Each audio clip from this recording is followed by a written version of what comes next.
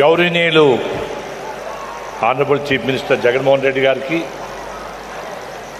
వేదిక మీద ఉన్న మా ఆనరబుల్ మినిస్టర్ బొత్స సత్యనారాయణ గారికి, ఎమ్మెల్యే గారికి, వేదిక నిలిచిన పెద్దలందరికీ, ఇక్కడికి వచ్చేసిన సోదరి సోదరిమణులకి, ఫ్రెండ్స్కి, అధికారులకి అందరికీ నా నమస్కారం. ఈ రోజుని నాకు చాలా సంతోషం వేసింది. రెండు విషయాలు, ఒక్క నిమిషం, రెండు సంతోషం నాకు. ఎందుకంటే నేను ప్రపంచంలో చాలా ఎయిర్పోర్ట్లు కట్టాను, కానీ మా సొంత ఊరు రాజాం, ఇక్కడ మీకు అందరూ తెలిసి ఎక్కడ నెల ఒక గంట, వైజాగ్ రెండో ఊరు. మరొకటి ఏంటంటే నా first airport Hyderabad airport Shri Rajasekhara Reddy గారు ఫౌండేషన్ వేశారు. మళ్ళీ ఆయనే సీఎంగా ఉంటూ ఇనాగరేట్ చేశారు. రెండు మా ఢిల్లీ ఎయిర్పోర్టు రాజశేఖర రెడ్డి గారే వారితో పాటు వచ్చి ఇనాగరేట్ చేశారు వారు. ఈ రోజుని అది భగవంతుడు నిర్ణయం చేయదు. వారి తనయుడు జగన్మోహన్ రెడ్డి గారు వారి అమృతాస్త్రాలతో ఈ రోజుని నాకు ఫౌండేషన్ వేయడం అంది, అది రెండో సంతోషమైంది. నిజంగాను వారే దీన్ని మళ్ళీ ఇనాగరేట్ చేయాలని నేను భగవంతుడిని నేను కోరుకుంటున్నాను. నేను ఇది ఈ రోజు నా 73 సంవత్సరాలు, this is the happiest day నాకు ఈ రోజుని.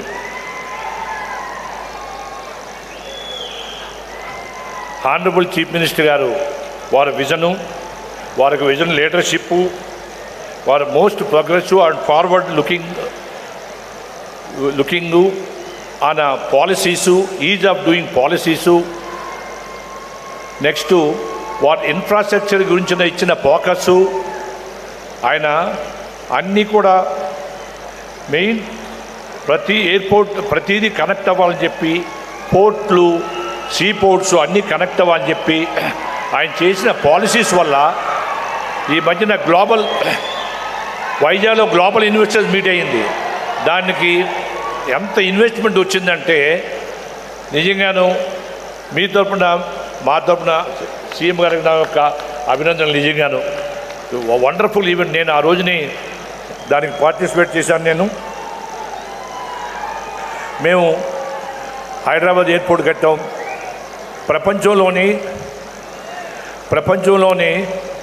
రెండు రకాల brown field airport, green field. అంటే రన్నింగ్ ఎయిర్పోర్ట్ని మళ్ళీ మనం ఆపరేట్ చేయడం వేరే. నెక్స్ట్ ఇలాగ green field airport Hyderabad, Goa ఈ మధ్యన ఓపెన్ చేసాం. నెక్స్ట్ భోగాపురం ఎయిర్పోర్ట్ చేస్తున్నాం. ప్రపంచంలో ఆల్మోస్ట్ ఇది 12వ ఎయిర్పోర్ట్ మాకు ఇది. దీన్ని ఎక్కడ మేము చేసినా కూడా మేము వరల్డ్ క్లాస్ స్టాండర్డ్ చేస్తాం.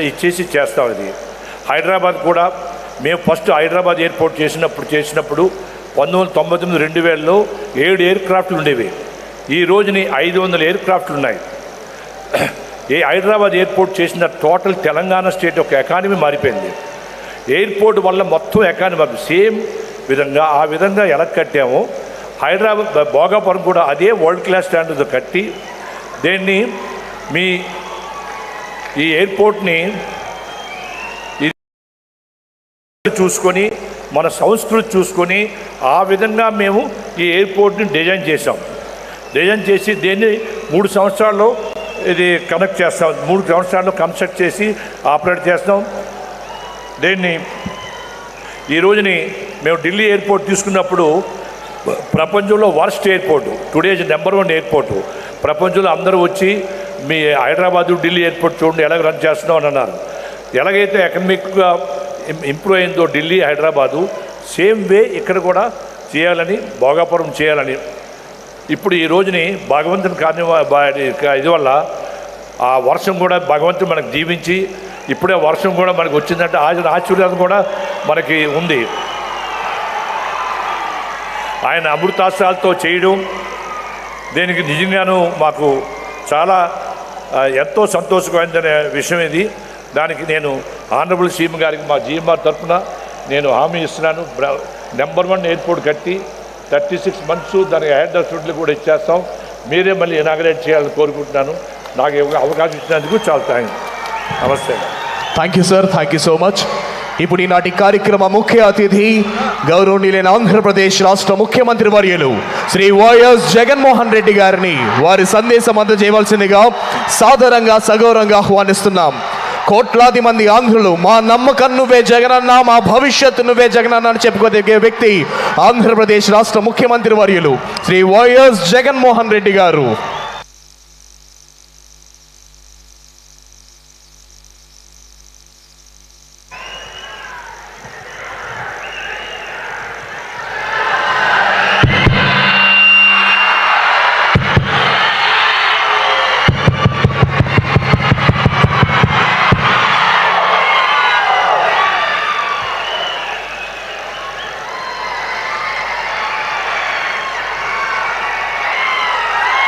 ఈరోజు దేవుడి ఆశీస్సులు కూడా ఎంత మెరుగ్గా ఉన్నాయి అని అంటే, మంచి వర్షంతో ఈ కార్యక్రమాన్ని కూడా ఆశీర్వదిస్తూ ఉన్నట్టుగానే దేవుడి దయతో ఈరోజు ఇక్కడ ఈ వేదిక నుంచి మరో 3 మంచి కార్యక్రమాలు ఈరోజు చేసుకోబోతా ఉన్నాం. 2 కార్యక్రమాలు ఈ వేదికపై నుంచి, మరో కార్యక్రమం డేటా సెంటర్ విశాఖపట్నం వేదికగా జరగబోతా ఉంది. ఈరోజు ఇక్కడ నుంచి జరగబోయే కార్యక్రమాలు ఉత్తరాంధ్ర చరిత్రను రాబోయే రోజుల్లో మార్చాలి అనే సంకల్పంతో ఇవాళ అడుగులు వేస్తా ఉన్నాం. ఈ 4 సంవత్సరాల మన పరిపాలనలో ప్రతి అడుగు కూడా ప్రతి ప్రాంతం బాగుపడాలి అని చెప్పి అడుగులు వేస్తూ వచ్చాం. ప్రతి ప్రాంతం బాగుపడాలి, ప్రతి గ్రామం బాగుపడాలి, ప్రతి ఇల్లు కూడా బాగుపడాలి అని చెప్పి తాపత్రయంతో అడుగులు వేస్తూ వచ్చాం. సంస్కృతికి, సాంప్రదాయానికి, కవిత్వానికి,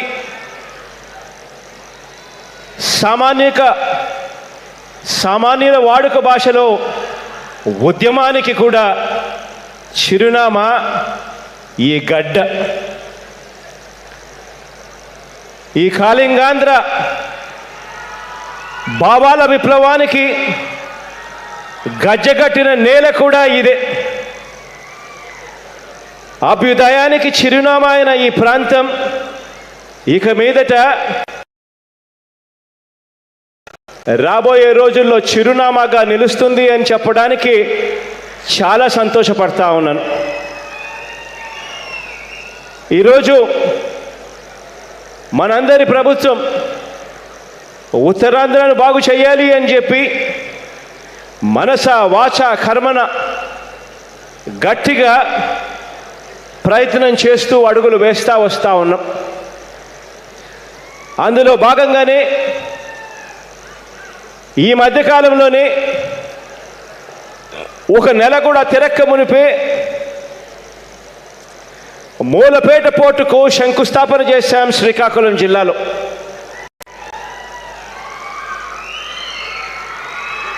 ఉత్తరాంధ్రకు ఆ పోర్టు, శ్రీకాకుళంకు మరీ ముఖ్యంగా ఆ పోర్టు రాబోయే రోజుల్లో తలరాతలు మార్చే పోర్టు. దశాబ్దాలుగా కలలుగన్న ఆ పోర్టు ఏ రోజు ఎవరు కూడా పట్టించుకోని పరిస్థితుల్లో మూలపేటలో ఆ ప్రాజెక్టును కన్సీవ్ చేసి ఆ ప్రాజెక్టుకు శంకుస్థాపన చేశాము. మరో 24 నెలల్లో అక్కడ పోర్టు కూడా నిర్మించబడి ఏకంగా షిప్పులు అక్కడికే వచ్చే పరిస్థితి మరో 24 నెలల్లో జరగబోతా ఉంది.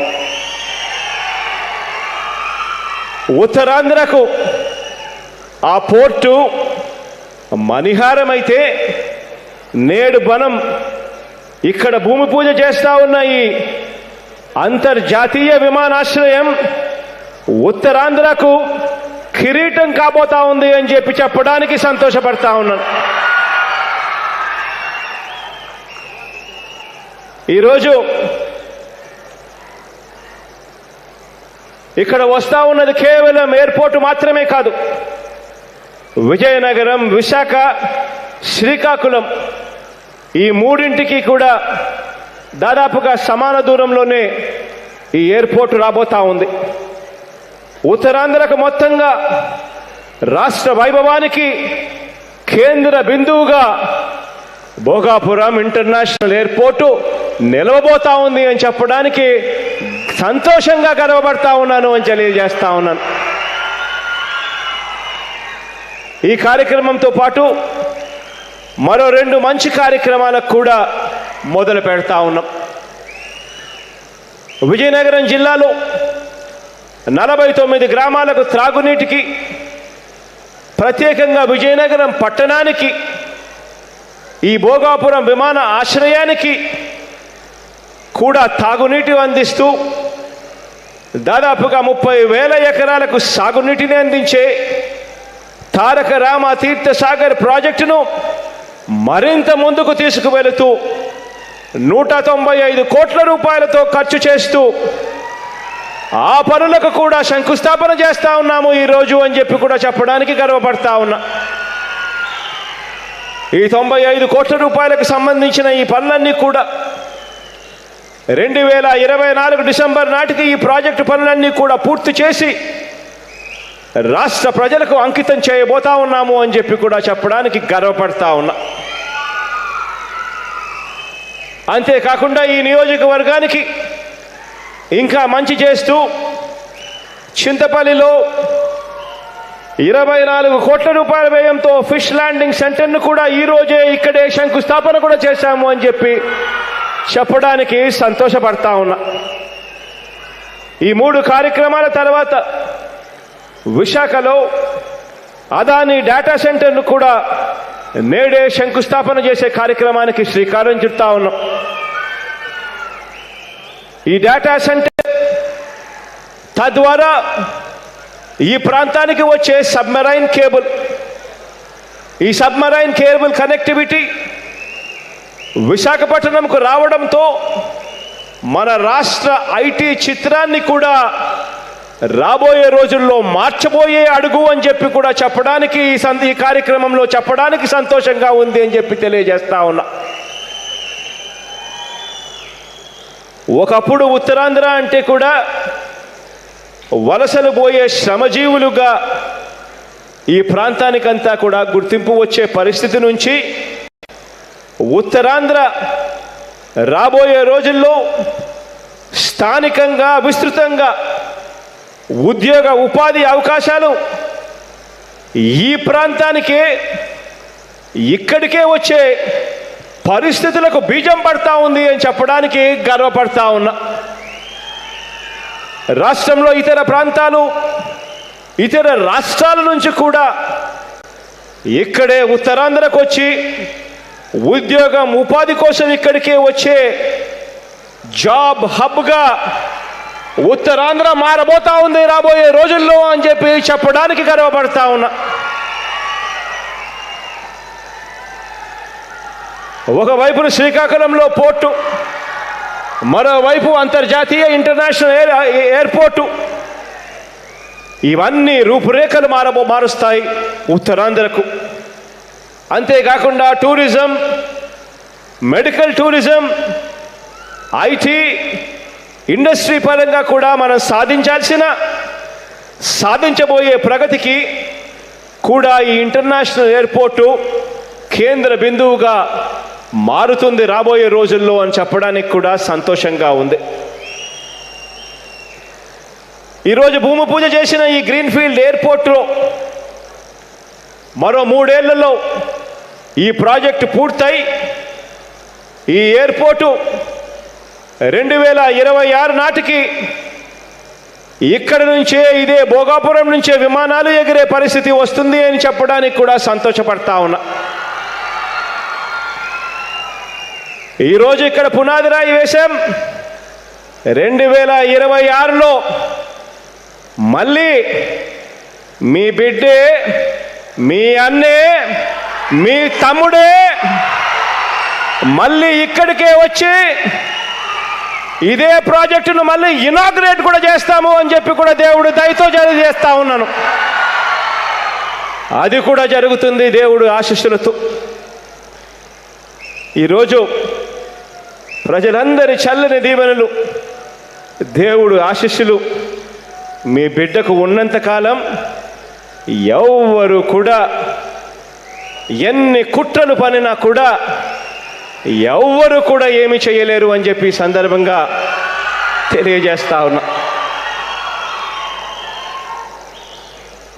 భోగాపురం అంతర్జాతీయ విమానాశ్రయంపై ఇదే ప్రాజెక్టు ఇక్కడ ఇవాళ వచ్చి మనము ఫౌండేషన్ స్టోన్ వేస్తూ ఉన్నాము, పునాది రాయి వేస్తూ ఉన్నాము అని అంటే జీర్ణించుకోలేని వ్యక్తులందరూ కూడా నిన్ననే సార్ టీవీలలో మాట్లాడడము, పేపర్లలో చూడడం ఆశ్చర్యం అనిపించింది. నిజంగా వాళ్ళు మాటలు మాట్లాడుతూ ఉంటే నిజంగానే వాళ్ళ హయాంలోనే ఈ స్థాయిగానే ఉండింటే మరి వాళ్ళ హయాంలో ఎందుకు ఈ ప్రాజెక్టు ముందుకు కదలలేదు అని చెప్పి అడుగుతా ఉన్నాను ఈ సందర్భంగా.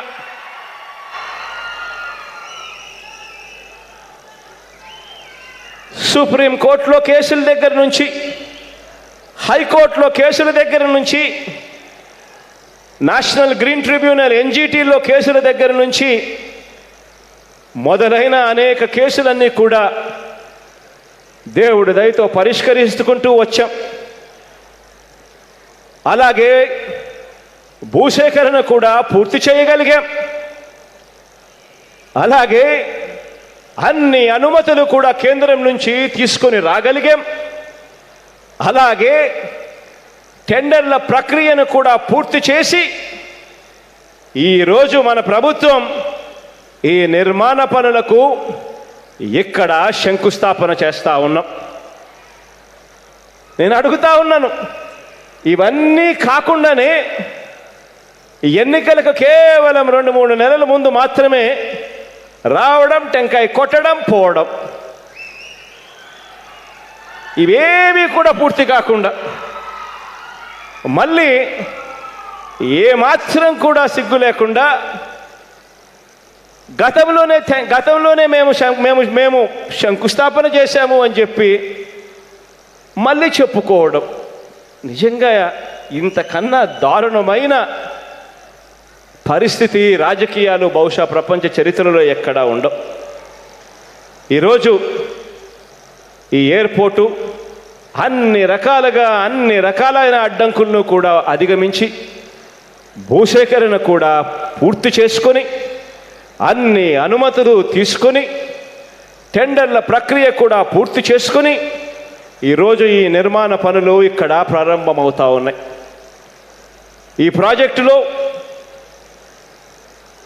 ప్రాజెక్టు పూర్తయిన తర్వాత వివిధ దశల్లో ఈ ప్రాజెక్టు పనులన్నీ కూడా పూర్తి అవుతా వస్తాయి. ట్రాఫిక్ పెరిగే కొద్దీ, విశాఖపట్నం ఉత్తరాంధ్ర పెరిగే కొద్దీ ఈ ఎయిర్పోర్ట్ కూడా విస్తరిస్తూ పోతుంది. ఈ ఎయిర్పోర్ట్లో దాదాపుగా 5,000 కోట్ల రూపాయలతో 2026 నాటికి ఏకంగా 2 రన్వేలతో ఎక్కడో 2 రన్వేలు అనేది ఉండే ప్రాంతాలు చాలా అరుదుగా ఉంటాయి ఎయిర్పోర్ట్లు. అలాంటిది ఇదే విశాఖపట్నంలో 2026 నాటికి 2 రన్వేలతో ఈ ప్రాజెక్టు టేకాఫ్ అవుతుంది. దాదాపుగా 5,000 కోట్ల రూపాయలతో 7 ఏరో బ్రిడ్జిలతో ఇక్కడే ప్యాసింజర్ టెర్మినల్, ఏరో బ్రిడ్జిలు, కార్గో కాంప్లెక్స్లు, విమాన నిర్వహణ, మరమ్మతుల MRO unit, aviation academy, plant quarantine, animal quarantine వంటి పలు సదుపాయాలతో ఈ ఎయిర్పోర్ట్లో మొదటి దశ 2026 నాటికి 5,000 కోట్ల రూపాయలతో పూర్తవుతుంది. ఇక ఆ తర్వాత ట్రాఫిక్ పెరిగే కొద్దీ అల్టిమేట్గా 60 లక్షల జనాభాకు మొదటి ఫేజ్లో ఇది సమకూర్చే సదుపాయాలతో ఏకంగా 4 కోట్ల జనాభాకు కూడా సరిపోయే విధంగా ఎయిర్పోర్ట్ డిజైనింగ్ జరుగుతూ ఉంది. ఇక్కడ ఎయిర్పోర్ట్లో ఈ విమానాశ్రయంలో భారీ విమానాల సైతం అంటే A320, A380 A380 double decker flight, ప్రపంచంలోనే అతిపెద్ద ఫ్లైటు. ఇలాంటి ఫ్లైట్ కూడా సునాయాసంగా ల్యాండ్ అయ్యే 3.8 కిలోమీటర్లు పొడవైన భారీ రన్వేలు ఒకటి కాదు 2 పడతా ఉన్నాయి ఇక్కడే ఇదే భోగాపురం ఇంటర్నేషనల్ ఎయిర్పోర్ట్లో. ఈ ఎయిర్పోర్టే కాకుండా ఎయిర్పోర్ట్ పక్కనే మరో 500 ఎకరాలలో ఏరో సిటీని కూడా అభివృద్ధి చేయబోతా ఉన్నాము అని చెప్పడానికి కూడా గర్వపడతా ఉన్నాను. ఇదొకటే కాకుండా ఇదే ఎయిర్పోర్టుకు అక్షరాల విశాఖ నుంచి భోగాపురం ఇంటర్నేషనల్ ఎయిర్పోర్టుకు 6 లేన్ల రహదారులను ఏకంగా 6,300 కోట్ల రూపాయలతో మరో 4 నెలల్లోనే దానికి కూడా శంకుస్థాపన చేసే కార్యక్రమానికి శ్రీకారం చుట్టబోతా ఉన్నాము అని చెప్పి తెలియజేస్తా ఉన్నా. దీనికి సంబంధించి ఇప్పుడే కేంద్ర మంత్రులందరితో గడ్కరీ గారితో మాట్లాడడం కూడా జరిగింది. ఆయన ఆశీస్సులతో ఆ ప్రాజెక్టు కూడా ముందుకు జరుగుతూ ఉంది. ఈరోజు ఈ భోగాపురం ఎయిర్పోర్టు, ఇందులో ఈ ప్రాజెక్టు వల్ల